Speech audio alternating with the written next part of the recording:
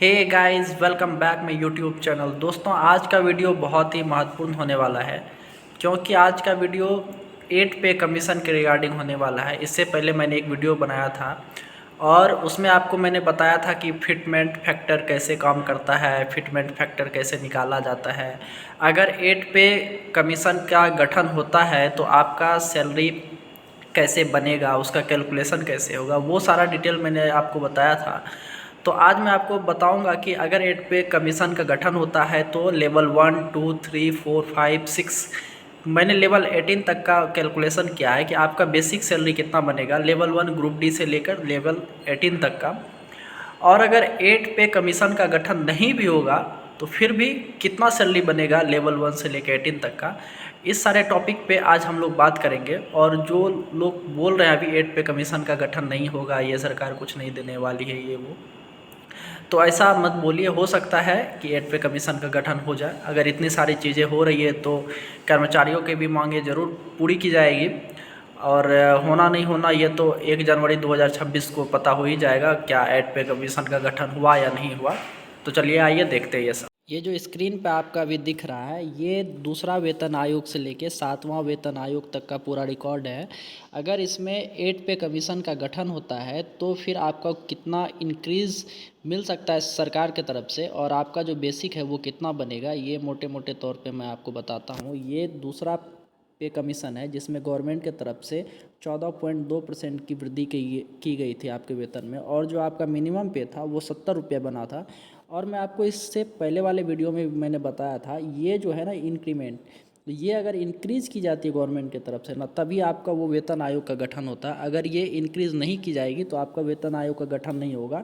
और किसी भी वेतन आयोग में आपका बेसिक प्लस डीए वो तो मर्ज होगा ही होगा। उसके बाद ये इंक्रीमेंट जो है, इंक्रीज़ आपका, ये गवर्नमेंट की तरफ से एक्स्ट्रा दी जाती है, जिसके वजह से उसको वेतन आयोग कहा जाता है।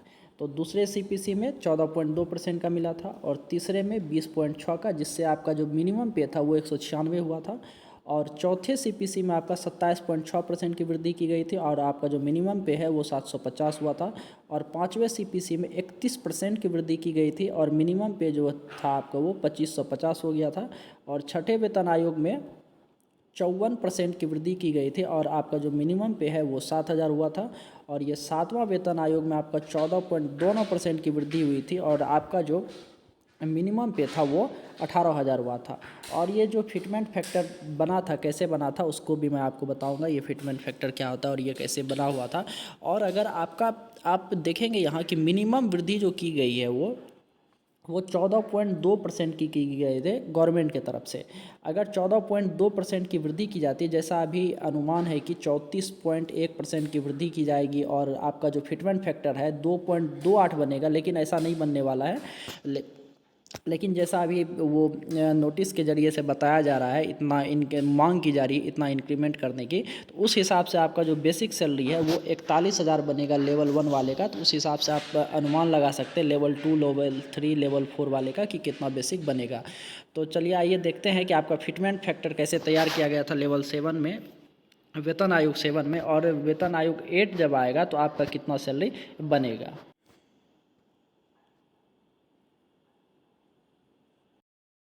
देखिए, ये वेतन आयोग 7 का है, ये वेतन आयोग 7 है और ये मैंने एक्सपेक्टेड किया है वेतन आयोग 8 का। अब आप देखेंगे कि 1/1/2026 का जो डीए था वो उस समय 125% हो चुका था। और आपका जो बेसिक है वो तो 100% होता ही है, चाहे वो बेसिक आपका 5,000 हो, 7,000 हो, 10,000 हो, 20,000 हो या 50,000 हो, उसको मैंने 100% माना। और आपका डीए जो है वो 125% था। अगर आपको मैंने इससे पहले भी बताया है कि आपका कोई भी पे कमीशन का गठन होगा तो उसमें बेसिक प्लस डीए मर्ज होगा ही होगा। उसके बाद जो इंक्रीज़ किया जाता है ऊपर से कुछ परसेंट का गवर्नमेंट की तरफ से, उसी वजह से उसे पे कमीशन कहा जाता है। लेकिन अगर मैं इसको दोनों को मर्ज करता हूँ तो 125% होता है, 225% होता है। 100 आपका हुआ बेसिक और प्लस जो ये डीए है 125 हो गया था, इसीलिए 225 हुआ। अगर आप इसको 100 से भाग करेंगे 225 को तो आपका 2.25 निकल के आएगा, जिसको हम लोग फैक्टर बोलते हैं। अब यहाँ देखेंगे आपका 7th सीपीसी में जो आपका फैक्टर बना था वो गवर्नमेंट के तरफ से 14.3% की वृद्धि की गई थी। अगर आप 2.25 का 14.3% निकालेंगे आप, तो वो आएगा आपका 0.32175। अगर 0.32 को हम 2.25 प्लस 0.32 करेंगे आपका, तो ये 7th सीपीसी का फैक्टर निकल के आया था आपका 2.57। जो आपका फैक्टर डीए मर्ज होने के बाद आया था 2.25, और आपके इंक्रीज जो किया गया था गवर्नमेंट की तरफ से 14.3% का, अगर आप उसको भी ऐड करते हैं इसमें, तो आपका टोटल फैक्टर जो बन के आया था 7th सीपीसी का, वो आया था 2.57। और आपको पता है कि उस समय का जो बेसिक था वो 7500 रुपया था। अगर आप 7500 को 2.57 से गुना करेंगे तो आपका जो बेसिक है वो 17,700 के आसपास आएगा, जिसको राउंड ऑफ करके 18,000 बेसिक बना दिया गया था। अब चलिए देखते हैं कि अगर 8 पे कमीशन का गठन होगा तो आपका बेसिक कितना बनेगा। यहाँ आप देखिए कि आपका जो अभी डीए है वो 50% है, और आपका जनवरी 2026 में इसका गठन होना है, तो अभी जुलाई 2024 में एक बार डीए बढ़ेगा, उसके बाद फिर आपका जनवरी 2025 में एक बार डीए बढ़ेगा, और उसके बाद फिर जुलाई 2025 में एक बार डीए बढ़ेगा, और एक बार जनवरी 2026 में डीए बढ़ेगा। तो अभी 4 बार डीए बढ़ना है। अगर मैं डीए को एकदम मिनिमम पकड़ के चलूँ तो 3% की अगर वृद्धि होती है 4 बार में, तो 12% की वृद्धि हो जाएगी। और आपको पता है अभी डीए जो है 50% चल रहा है, तो वो मैंने एक्सपेक्टेड किया है मिनिमम आपका जो डीए है 1/1/2026 को, वो 62% होगा। उसके बाद आपका जो बेसिक था वो 100 था, और डीए में वृद्धि कितना हुआ 62% का, तो टोटल से आपका कितना हो गया 162%, जो कि आपका बेसिक प्लस डीए मर्ज करके हुआ। अगर हम इसको फिर 100 से भाग देंगे तो आपका जो फैक्टर बन के आया है डीए प्लस बेसिक जुड़ने के बाद वो 1.62 आया है। और इससे पहले आपने देखा है कि गवर्नमेंट की तरफ से सबसे कम इंक्रीज जो किया गया है, आप यहाँ देखेंगे सबसे कम इंक्रीज वो 14.23% का किया गया है। यहाँ आप देखेंगे इससे कम का वृद्धि नहीं किया गया है अभी तक। तो अगर मैं मिनिमम भी पकड़ता हूँ, अगर मैं मिनिमम वेतन वृद्धि भी मान के चलता हूं कि अगर 8 पे कमीशन का गठन होगा तो सरकार एकदम मिनिमम वृद्धि करेगी, जो अभी तक करती आई है एकदम मिनिमम, तो वो 14.2% का होता है। तो जैसा कि आपको पता है कि डीए प्लस बेसिक जुड़ने के बाद जो आपका फैक्टर है वो 1.62 निकल के आया था। अगर उसमें आप 14.2% की वृद्धि करेंगे तो आपका 0.23 निकल के आता है। 14.2% 1.62 का।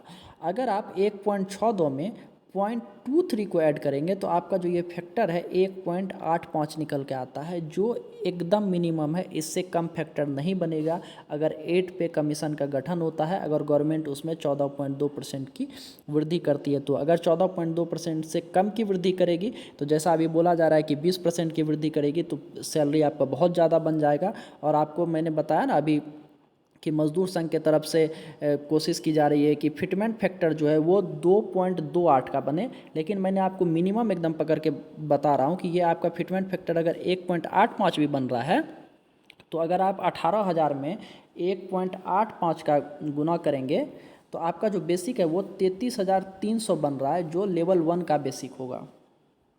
तो उस हिसाब से देखेंगे आप, अगर लेवल 1 का 33,300 बन रहा है, आप यहाँ देखेंगे कि मैं आपके लिए निकाल के रखा हूँ पहले से ये चार्ट, कि अगर आपका लेवल 1 है, अगर 8 पे कमीशन का गठन होता है, जो अभी आपका बेसिक 18,000 है वो 33,300 हो जाएगा। लेवल 2 वाले का 36,815 हो जाएगा। लेवल 3 वाले का 40,145 हो जाएगा। और लेवल 4 वाले का 47,175 हो जाएगा। लेवल 5 वाले का 54,020 हो जाएगा। लेवल 6 वाले का 65,490 हो जाएगा। लेवल 7 वाले का 83,065 हो जाएगा। और लेवल 8 वाले का, यहाँ आप देखेंगे लेवल 8 वाले का 88,060 हो जाएगा। लेवल 9 वाले का 98,235 हो जाएगा। और इधर आप देख सकते हैं लेवल 8 तक का यहाँ पे मैंने निकाल के रखा है कि आपका बेसिक कितना हो जाएगा। ये एकदम मिनिमम है। अगर 8 पे कमीशन का गठन होगा तो आपका बेसिक सैलरी कम से कम इतना बनेगा ही बनेगा। अब कुछ लोग बोलते हैं कि 8 पे कमीशन का गठन नहीं होगा, ये सरकार कुछ भी देने वाली नहीं है। अगर ये सरकार कुछ भी देने वाली नहीं है तो फिर भी आपका 1 जनवरी 2026 से आपका सैलरी बढ़ेगा ही बढ़ेगा। कुछ लोग बोलते हैं कि मान लेते हैं अभी आपका बेसिक 18,000 है और डीए आपका 50% उसमें ऐड किया जाएगा तो 9,000 ऐड होगा, तो बेसिक आपका जो है वो 27,000 हो गया। 27,000 तो वैसे भी हमको मिल ही रहा है। लेकिन देखिए आपका जो अगर बेसिक प्लस डीए भी कम से कम मर्ज हो जाता है तो मैं आपको वृद्धि बताता हूँ कैसे होगा। मान लीजिए आपका 27,000 आपका बेसिक हो गया, उसके बाद 1 जनवरी 2026 से जो आपका डी है वो 62% हो जाएगा। अगर 62 में से आप 50 माइनस करते हैं तो डीए फिर भी आपका 12% बच रहा है। जैसे आपको अभी 18,000 का 12% मिल रहा है, उस समय आपको 27,000 का 12% मिलेगा। तो आपको वृद्धि समझ में आया, आपको वृद्धि कहाँ होगी, ये फ़ायदा होगा। और उसके बाद जो आपका टीए मिलता है, जो ट्रांसपोर्ट अलाउंस होता है, वो बेसिक का 5% होता है, उसके बाद उसमें डीए जुटता है। तो जो अभी 18,000 का आपको 5% मिल रहा है वो आपको उस समय 27,000 का 5% मिलेगा, और ऊपर से जितना भी आपका डीए मान लीजिए 12% है वो उसमें ऐड होगा, उसके बाद आपका टीए बनेगा। तो यहाँ भी आपको वृद्धि देखने को मिलेगा। उसके बाद जो आपका एचआरए है जो अभी बढ़ के 10% हो गया, जैसे अभी 18,000 का 10% मिल रहा है तो आपको 1,800 रुपया मिलेगा, और आपका बेसिक मान लेते हैं 27,000 रुपया हो गया, अगर इसका 10% मिलेगा तो आपको 2,700 रुपया मिलेगा। यहाँ भी आपका 900 का वृद्धि हो रहा है। और नाइट ड्यूटी अलाउंस में भी आपका वृद्धि देखने को मिलेगा। अगर 8 पे कमीशन का गठन नहीं भी होता है, बेसिक प्लस डीए भी कम से कम मर्ज हो जाता है, तो आपको अच्छा खासा फ़ायदा देखने को मिलेगा। शुरुआत में हो सकता है थोड़ा कम फ़ायदा देखने को मिले, लेकिन फिर भी आपको 3 से 4 हज़ार का प्रॉफिट देखने को मिलेगा ही मिलेगा। लेकिन कुछ समय बाद जब आपका डीए 20% के आसपास पहुंच जाएगा, उस टाइम आपको बहुत ज़्यादा वेतन में वृद्धि देखने को मिलेगा। तो ये मेरे तरफ से छोटा सा अपडेट था। अगर आपको वीडियो पसंद आया हो तो आप वीडियो को लाइक कर दें। अगर आप चैनल पर नए हैं तो चैनल को सब्सक्राइब कर लें। मिलते हैं नेक्स्ट वीडियो में, तब तक के लिए धन्यवाद।